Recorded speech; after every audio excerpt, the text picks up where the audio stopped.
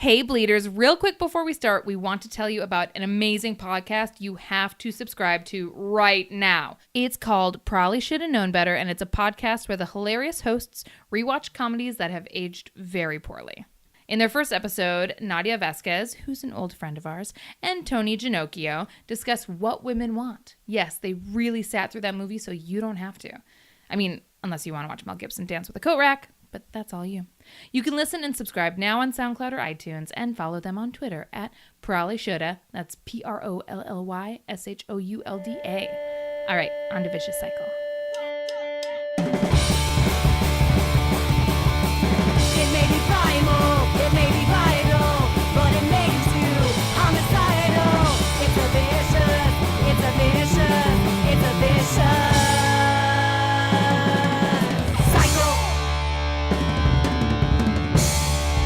Hey everyone, thank you so much for tuning in again to Vicious Cycle, the podcast about periods and the people who get them. I'm your co-host Kate. I'm Meg T. And I'm Meg H. And you guys, we're so excited today because Meg H has graced us with some research about a topic. We don't know what.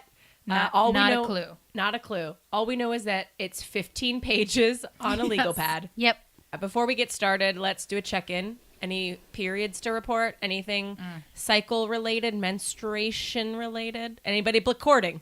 I really wanted to write you a song today because I thought that you would be blecording. Oh. But nothing really fits with blecording. Oh, I challenge tried to accepted. Google, yeah, please. I tried to Google songs with the word record in them. I was not inspired. I don't know. My challenge is for us to come up with a theme song for when we're blecording. I will do so by the end of this episode. Done. Done. She's not going to listen to you Done. at all. No. She's No. just going to be in I'm her going to head. just go in the other room. All right. All right. So I think, Meg Hayes, take it away with your bleed search. So this is an episode that I think that we could have as a recurring title for our current event research heavy episodes, and that is On the Bleedia. I love it so much. Which was one of our early ideas for a name. For this podcast. Off of On the Media. I also have a theme song Oh, here we go. that I prepared. Here we go. Oh, boy. I'm so excited. On the Bleedia, whoa, on the Bleedia, whoa, on the Bleedia, whoa, on the Bleedia. Bleedia. We could That also was go great. with So good. We could also go with version 2. On the Bleedia, on the Bleedia, on the Bleedia, on the Bleedia, Oh, they're both so good. What was the first? That was song? Donna Summers on the radio. Oh, that's so good. Wait, no, what was the second song? Regina Spektor. Oh, on that's the okay. radio. That's what I thought. I was like, I'm a little sick, so they both doing sounded the Regina pitch Spektor one perfect. I was very brave in just attempting to do that. Cool. Well, Meg, yay, On the Bleedia. I love Love it. it. I love it. So So call this our first ever On the Bleedia. It is. I love it. I'm going to attempt to just really set this story up like I'm an actual journalist. I am an elementary school teacher.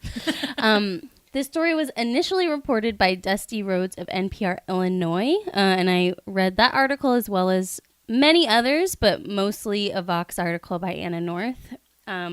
This story is all about a charter school or a group of charter schools in the Chicago area called the Noble Network of Charter Schools. Their charter school's mission is to prepare low-income students with the scholarship, discipline, and honor necessary to succeed in college and lead exemplary lives and serve as a catalyst for education reform in Chicago. And this group of schools is lauded by both Republicans and Democrats. A lot of people have given them money. So there's a lot of positive surrounding this school, at least there has been in the past. However, what's come to light is their discipline is what some former teachers refer to as dehumanizing to students for a variety of ways.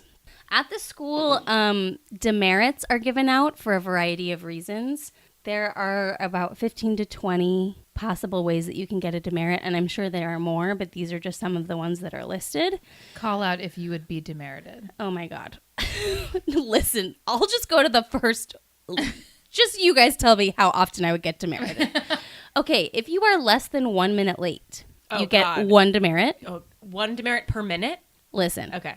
If you are 1 to 3 minutes late, you get 2 demerits. Oh. I actually like that rule. If you are tardy to class more than 3 minutes, you get 4 demerits. 4 demerits counts for 1 detention, which is 2 to 3 hours long. Oh my God. If you're over 5 minutes late, you get detention. Yep. Okay, so just like a super shitty. Very intense Protocol. discipline. We're talking if you don't have on a leather belt, you get a demerit. But a lot of these practices have like racial undertones. Like, for example, boys are only allowed to have 1 line in their hair. So a former teacher was interviewed just about her time there, and she said when she taught there, she would arrive by 7 o'clock every day to help students with curved lines in their hair avoid punishment. Basically, she said, every morning I would color in 2 of my boys' parts. I had a hefty amount of eyeliner at my desk, so I just colored it in with black or brown eyeliner. Oh my gosh. Yeah. So just a lot of racial insensitivity in this school. So I just kind of wanted to paint a picture. There are so many more stories. There are just stories of former students that are saying, like, I was completely demoralized at this school.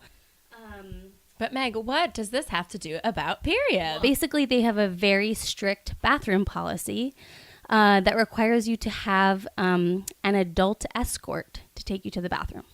Oh my God. An adult, like a human escort, acts as your hall pass. Okay. And you are not allowed to go to the bathroom unless you have an escort. If you do, you get a demerit. Yeah. And how many days are periods, especially in high school? 5 to 7.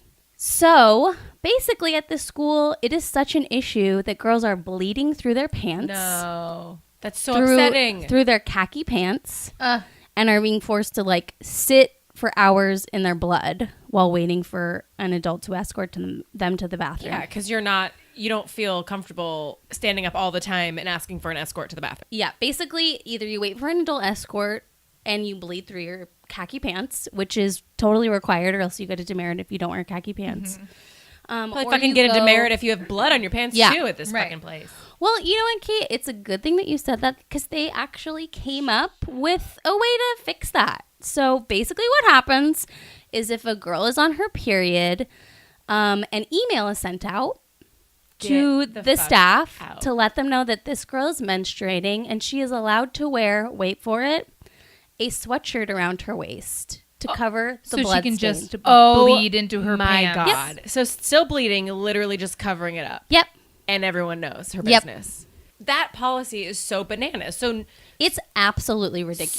So not only do you need an escort to go to the bathroom, but then if you're scared to ask, the way that they fixed that was not that you don't need an escort or you're allowed to go to the bathroom more. Yeah. But you're allowed to wear a sweatshirt around your waist, but we're not going to actually fix the problem of you feeling comfortable in your own school. So Yeah. I'm going to read to you guys a statement from the president of the Noble Network. And like, I want to hear your reaction to it. So she says, Noble absolutely accommodates our students during menstruation, including bathroom trips whenever the student needs one. To allege that Noble does anything other than protect the health and hygiene of its students or to suggest that it allows or enables their humiliation runs counter to everything we stand for and is an affront to our teachers and staff who work so hard for our students every single day. I don't feel like she actually says no. Like this is untrue.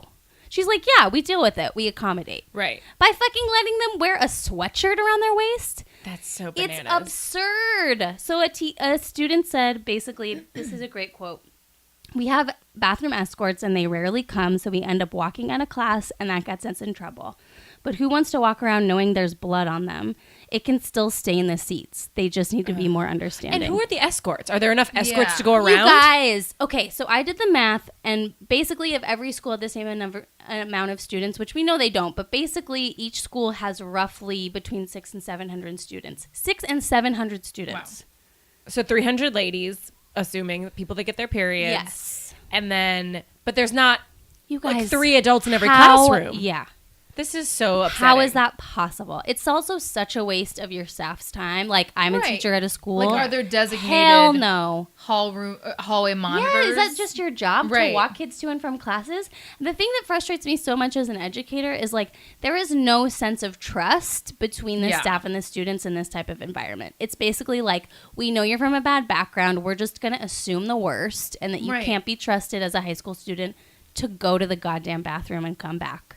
So we're just going to have, like, a police date and have you escorted to the restroom. Yeah, and if you have to be escorted by an adult everywhere you go, like, what's that message? Right. Exactly. One of the students literally said, if you're going to treat us like animals, how do you think we're going to act? Boom. Yeah. Yeah.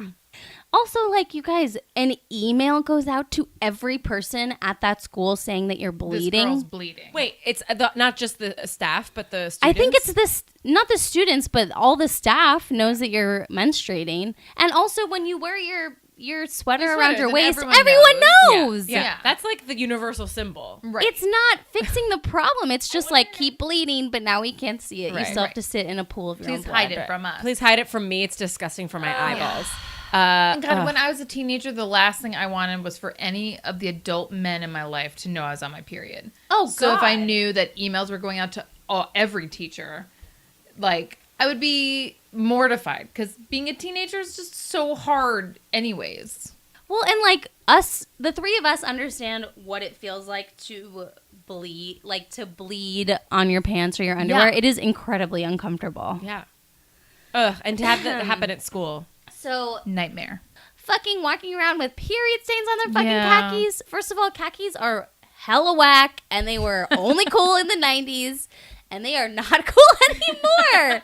But like, And don't treat periods like they're shameful. I mean, Yes. that's what also this is all telling them is that when you bleed, you know, you have to change what you wear. It's just setting them up to be Also- super ashamed of their period. Yeah, you also should ignore everything that your body is telling you to go to the bathroom, to change your pad. Like, people also brought up, what about toxic shock? Yeah. Yeah. For fuck's sakes. Yeah. Like, it's a real issue. Yeah, one woman on Twitter was like, never in my life as a professional have I ever had to, like, bleed through my pants in a Right. professional setting. Yes, like, right.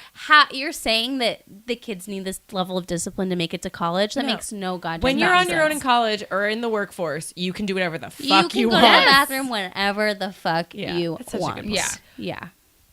There were a lot of really fantastic teachers that came forward that were like truly loved their kids so much and were just horrified by these practices, and they still keep in touch with their kids. So I'm sure that there are teachers at these schools doing a great job despite this like horrible system that they have to work within. One of the schools in this network, basically 2 teachers supported female students to persuade administration to change the dress code from khaki bottoms to black dress pants. Still bleeding. You Still guys, bleeding. I know. I You know. can wear diapers now? You can wear diapers. We're allowing Those are diapers. khaki colored You guys- diapers. It's so fucking upsetting. How about, here's a thought, give your students free pads and tampons too, which I'm sure they're not doing. So Yeah. that's a really good point. So a lot of stuff that came up in this article was the fact that there's been a push to make sanitary napkins, tampons more available to students at schools.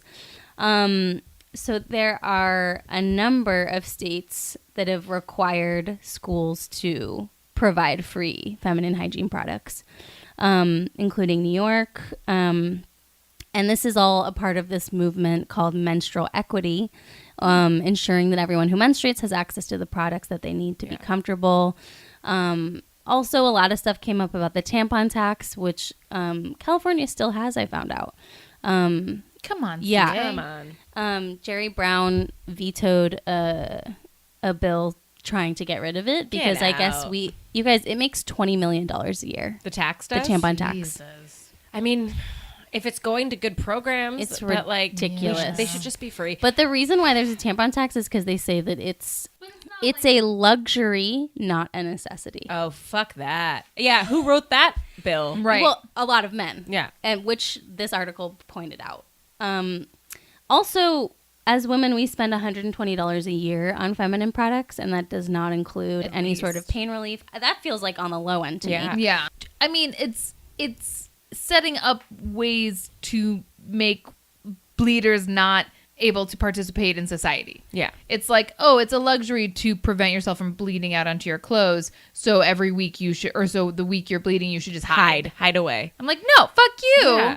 And like, I think also thinking about the story of this like high school or middle school, like putting yourself in the position of someone who's newly menstruating. Like I remember being in middle school and like being so embarrassed when I had Yeah. to take a pad into the bathroom and unwrap it. And if someone, God forbid, could hear me unwrapping it, noise. I would be so Oh, devastated. yeah, totally. But like, yeah, it's definitely not something that you ever broadcast, and especially when you're that young. Yeah. And to be like, I need to go to the bathroom again? Yeah, again. Right. Yeah, it's Well, horrifying. I wish they could communicate to the people in charge, like, okay, as an adult, imagine how embarrassing it would be to have like shit your pants.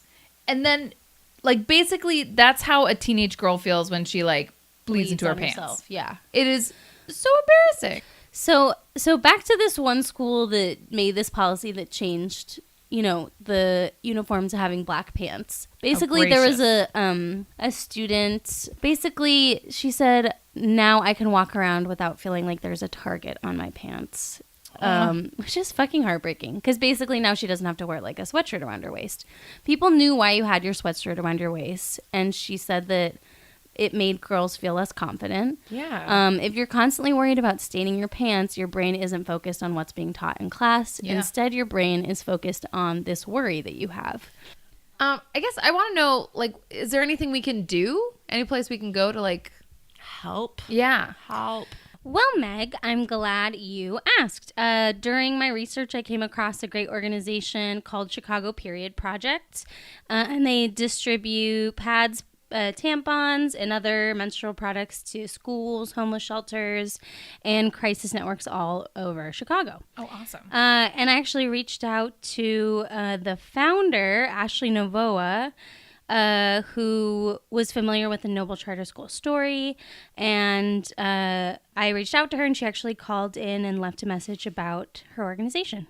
Hi, my name is Ashley Navola. I am the founder and president of the Chicago Period Project. So the Chicago Period Project is basically an organization that I started in November of 2016. I was inspired a lot by the election, the political climate, the whole Planned Parenthood talk and all that stuff that was going on in abortion. I just felt like it was a huge time for reproductive justice. Menstruation is something that's very normal, but a lot of people don't have the reliable sources or access to products. So I wanted to form an organization that was there to help people experience their periods with dignity each month. I just wanted to take a second and talk about the menstruation inequalities that a lot of us menstruators face.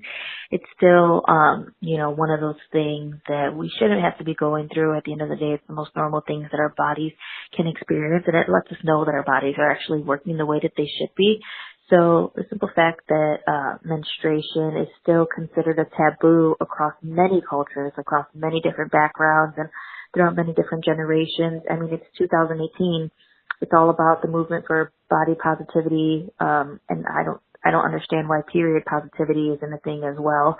I'm hoping that with our work, we can help normalize menstruation, we can help spread awareness, and we can help break down those stigmas, just so that everybody can menstruate freely, not be ashamed of their bodies and what they're doing and the magic that they're working.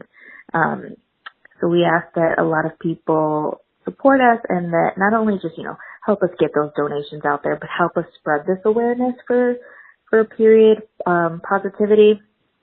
Help us, do the work so that others don't have to be ashamed of their periods.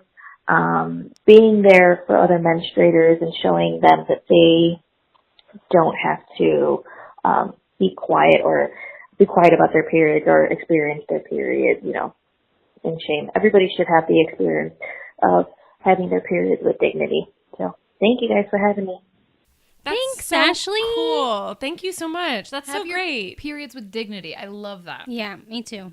I also love that she was inspired by the 2016 election to start her organization. God, as soon as she says November 2016, I'm like, I remember what happened. I know. Punch to the gut. And it's so interesting because like as much as I think of myself as someone who up until basically we started this podcast, has had not a lot of success talking openly about my period.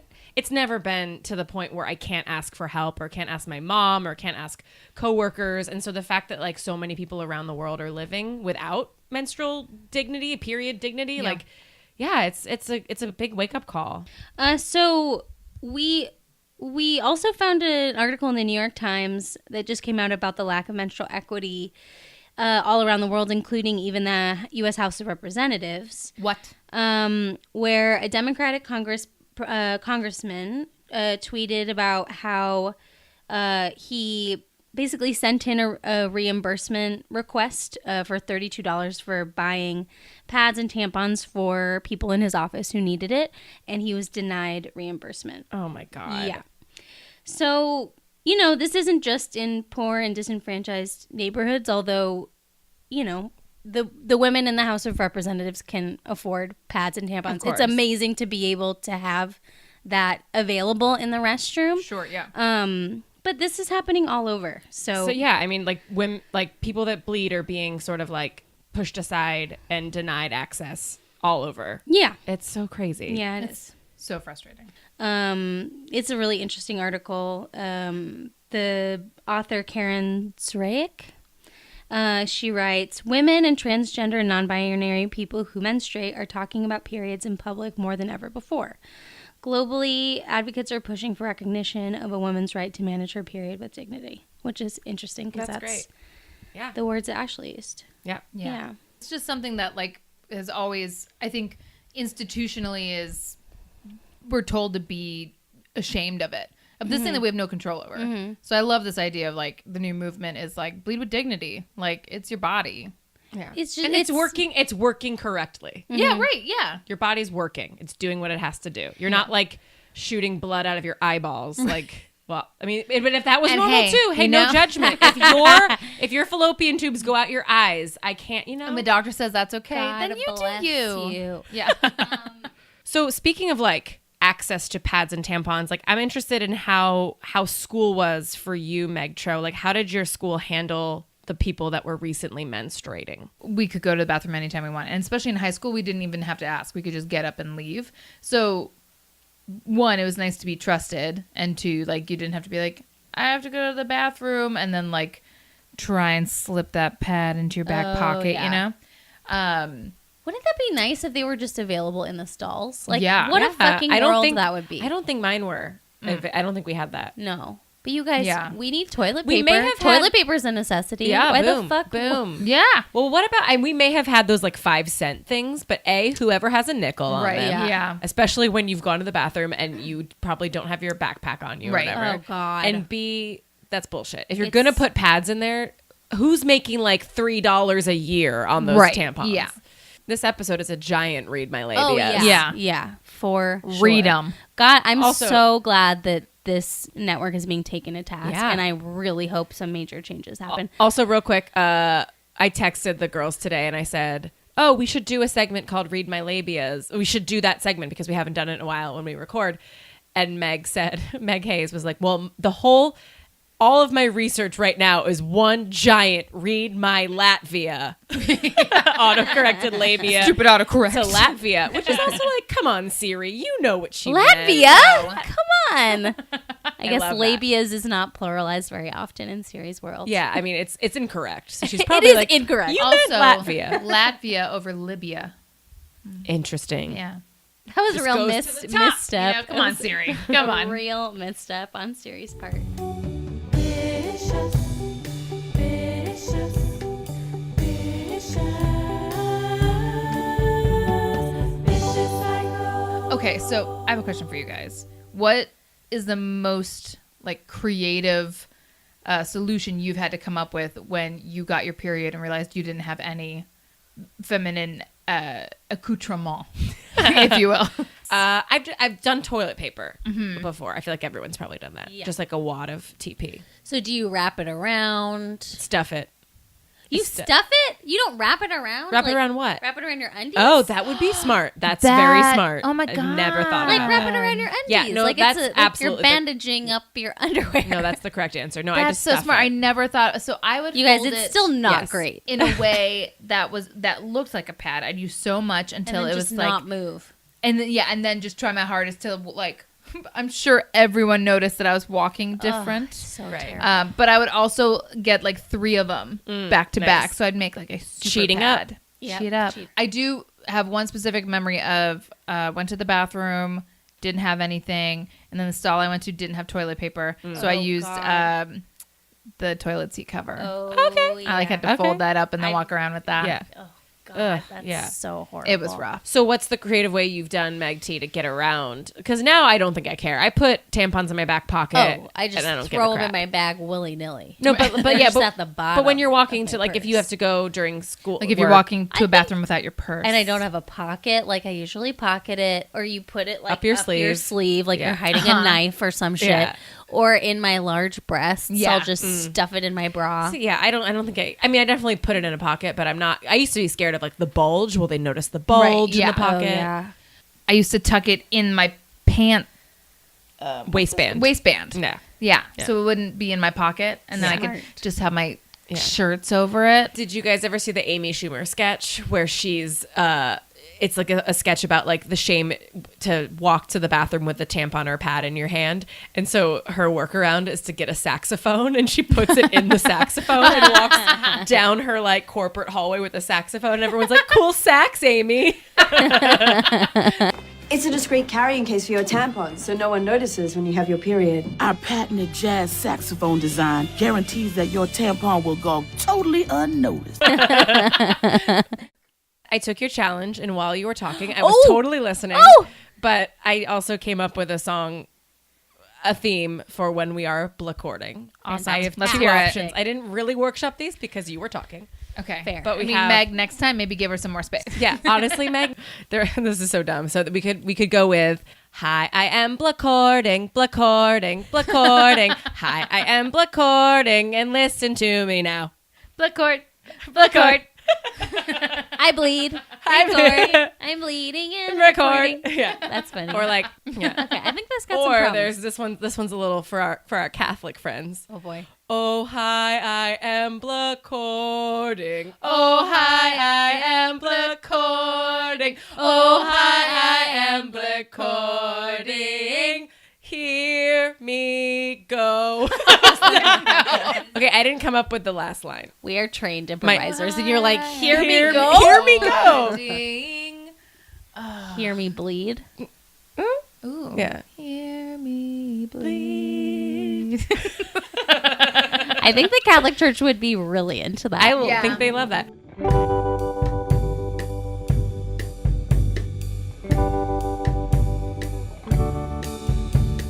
Meg H, thank you so much for bringing that story Thank into you. this You're welcome. studio. I'm starting to get this, like, I'm starting to feel more pride about having a period. I'm starting to feel less shame when I'm carrying my tampon to the bathroom. I don't know about you guys. Yeah. Like, Yeah. and I hope that this podcast is doing that for more people than just us. Like, I think the more Yeah. we talk about it, the more we normalize menstruation and, like, you know, empower more and more people. So Yeah. let's keep talking Let's about keep it. talking, and hopefully that story out of Chicago gets resolved. And Yeah. gets fixed. And Agreed. Yeah. And you know, speaking of walking to the bathroom with a tampon, we're gonna just deep dive into tampons for the next couple episodes. Yes, we are. So much to talk about. So much to talk about. So tune in next week for our first of multiple episodes about tampons. And follow us on Facebook and Instagram, and like and subscribe, and tell all your friends about us. And rate us and review us, please. Do all those things, and call our hotline if you have any funny tampon stories. Yay. 9106 uterus. We want to hear your tampon stories. Yes, please. Bye. Bye. Bye. Keep calm. And tampon.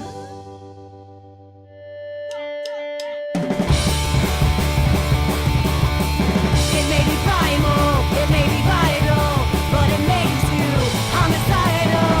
It's a vicious, it's a vicious, it's a vicious cycle. Our theme song was performed by The Go Ahead. Check out more at thegoaheadmusic.com.